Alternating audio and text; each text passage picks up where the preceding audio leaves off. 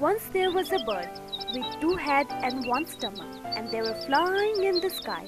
Suddenly, one of the heads noticed a beautiful fruit and swooped down to eat it. Wow, such a nice fruit. Now I will eat it. Yummy. Let me also taste it. Hey, don't you know we have same stomach? You don't need to eat it. Only I will eat it. It hurted the other head. Then he decided to take revenge on that. Next day, the other head saw a tree full of poisonous fruit and decided to take revenge by eating it. Hey, don't eat it. It's poisonous. No, I will. We have the same stomach. If you will eat it, both of us will die. So what? I will eat it. And they died together.